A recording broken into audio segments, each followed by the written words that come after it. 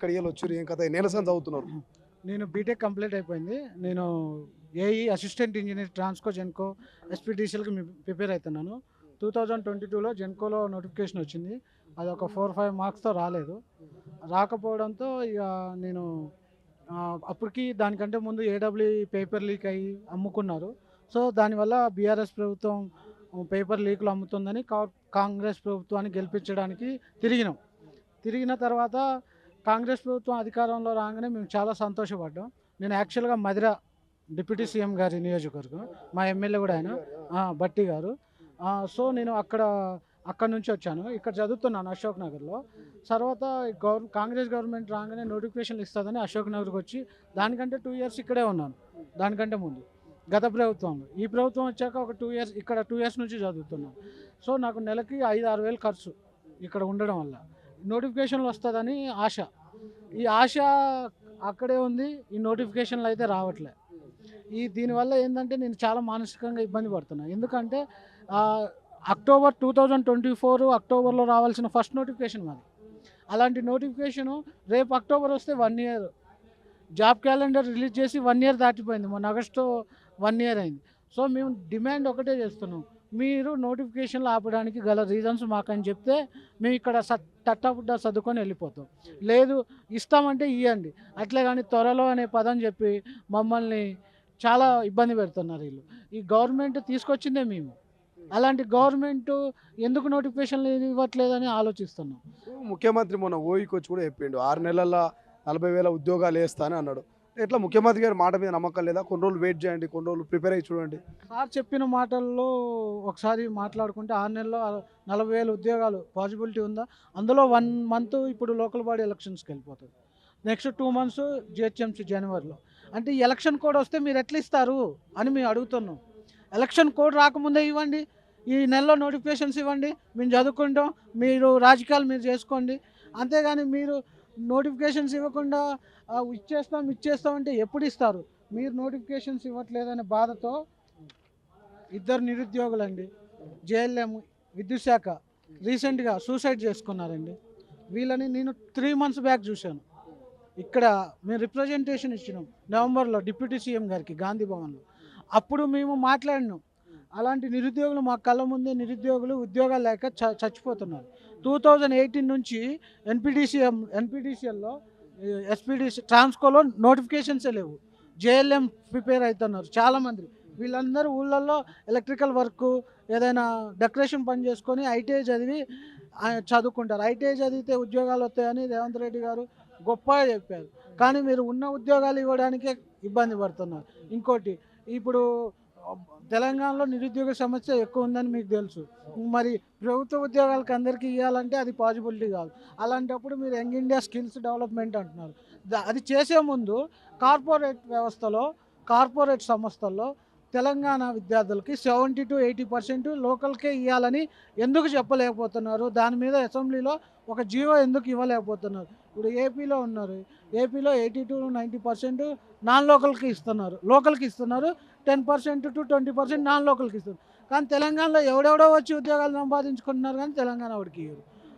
పోవాలంటే ఇన్ఫ్లుయెన్స్, డబ్బులు కట్టాలి, ప్రైవేట్గానేమో వెళ్ళలేకపోతున్నాం. ఇక్కడికి వచ్చి గవర్నమెంట్ జాబ్స్కి ప్రిపేర్ అయ్యి సంవత్సరాలు ఏజ్ గడిచిపోతుంది, మీరేమో ఉద్యోగ నోటిఫికేషన్లు ఇవ్వరు. ఏం చేస్తుంది? ఒంటరిగా ఉన్నప్పుడు ఇవన్నీ ఆలోచించినప్పుడు ఏమనిపిస్తుంది? నిజంగా నిద్ర పట్టట్లే నైట్. మా తల్లికి చాలా భారం అయిపోయింది. నేను చాలా ఆవేదనగా చెప్తున్నాను, నిద్ర పట్టట్లేదు సార్, నిజంగా నిద్ర పట్టట్లేదు. చాలా బాధ ఉంది. ఇప్పుడు మమ్మల్ని నమ్ముకున్న వాళ్ళకి మేము ఏం చేయాలో అర్థమవుతుంది. మా తల్లిదండ్రులు మమ్మల్ని ఇంకెన్ని రోజులు చదువుతామని ప్రశ్నిస్తున్నారు. మనీ కూడా పంపించలేకపోతున్నాం, మా వల్ల కావట్లేదని. మేము ఇక్కడ ట్యూషన్లో చెప్పుకొని 5 రూపాయలు భోజనం చేసుకొని సింగిల్ ఛాయ్ తాగి స్టడీ హాల్లో పోయి చదువుతాను.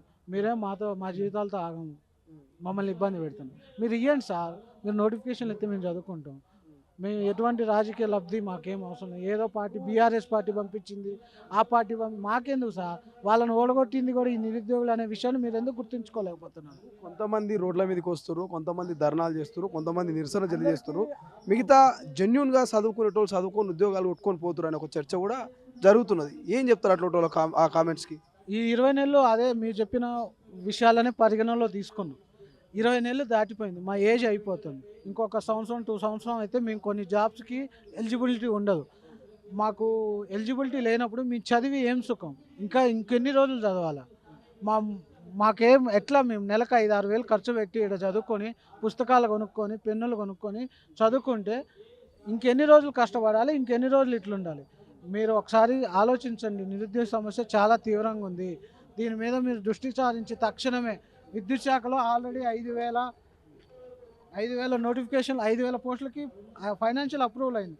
అలాంటి నోటిఫికేషన్లు కూడా మీరు రిలీజ్ చేయకపోవడం చూడండి. మా డిప్యూటీ సీఎం గారు ఎన్ని సందర్భాల్లో మాట్లాడారు, ట్విట్టర్లో మాట్లాడారు చూడండి. ఇవన్నీ చెప్పి 6 నెలలు అవుతుంది. మేము 2024 నవంబర్లో సార్ని గాంధీ భవన్లో కలిసినాం. అప్పుడు సార్ ట్విట్టర్లో పెట్టారు ఈ విషయాన్ని. చదవండి. ఈరోజు మంత్రుల ముఖాముఖి కార్యక్రమంలో భాగంగా గాంధీ భవన్లో కార్యకర్తలను ప్రజలను నేరుగా కలిసిన వారి సమస్యలు తెలుసుకోవడం జరిగింది. దాదాపు 300కి పైగా వినతులు వచ్చాయని, వినతుల్లో ముఖ్యంగా ఇళ్ల పెన్షన్ల సమస్యలు, జూనియర్ లెక్చరర్ పోస్టుల భర్తీ, ట్రాన్స్కో జెన్కోల ఖాళీల భర్తీ, వారికి నా హామీ వాటి సమస్యలు లేవనెత్తారు. వారికి నా హామీని వాటిని వెంటనే పరిష్కరిస్తాం. కష్టపడ్డ కాంగ్రెస్ కార్యకర్తలు పార్టీ పదవులు కట్టబెడుతుంది. అందరూ నిదర్శనమే. నిన్న మద్నూర్ మార్కెట్ కమిటీ చైర్మన్ సౌజన్య గారి నియామకం. ఎవరు అధైర్యపడకండి, అండగా ప్రజాప్రభుత్వం ఉంటుంది. మనది ప్రజాపాలన, గత ప్రభుత్వానికి గడీల పాలన. 21వ తేదీ 11వ నెల 2024. అంటే దాదాపు ఇంకో 2 నెలలు అయితే సంవత్సరం అవుతుంది. 2-3 నెలలు ఇంకా త్వరలో అయిపోయినా, ఇంకా త్వరలోనే సంవత్సరం అయిపోయినా త్వరలోనేనా? త్వరలోనే పదానికి మీనింగ్ తెలుసా? అతి త్వరలో అనే పదాలతో మా జీవితాలతో ఎందుకు ఆగం చేసుకుంటారండి? ఆడుకుంటారు ఎందుకండి? ఉద్యోగాలు ఇవ్వండి సార్, మేము చదువుకుంటాం. మీ పార్టీలు మీరు చేసుకోండి, మీ రాజకీయాలు మీరు భట్టి గారు ఈ స్టేట్మెంట్ ఇచ్చి ట్విట్టర్లో పెట్టి దగ్గర ఇది 2024 11వ నెల. ఇప్పుడు ఇది అక్టోబరా? ఇప్పుడు మనం సెప్టెంబర్ అక్టోబర్లో ఉన్నాం. అంటే 10వ నెల. అంటే ఇంకొక నెల అయితే 1 ఇయర్ అవుతుంది. అవును. సో దీని మీద ఇప్పటివరకు ఎటువంటి కార్యాచరణ లేదైతే జెన్కో ట్రాన్స్కో చాలా ఎమర్జెన్సీ ఉంది సార్. డిపార్ట్మెంట్లో సీఎండీలని కలిసినాం, అందరినీ కలిసినాం. వాళ్ళేమో మాకు చాలా బర్డెన్ ఉంది, మాకు ఇక్కడ ఏఈస్ లేరు, జేఎల్ఎంస్ లేరు అని వాళ్ళు కానీ గవర్నమెంట్ పర్మిషన్ ఇస్తే వేసుకుంటాం అని వాళ్ళేం గవర్నమెంట్ ఏం పర్మిషన్ ఇవ్వట్లే. మేము వెళ్ళి చూస్తే చిన్న చూపు చూస్తున్నారు.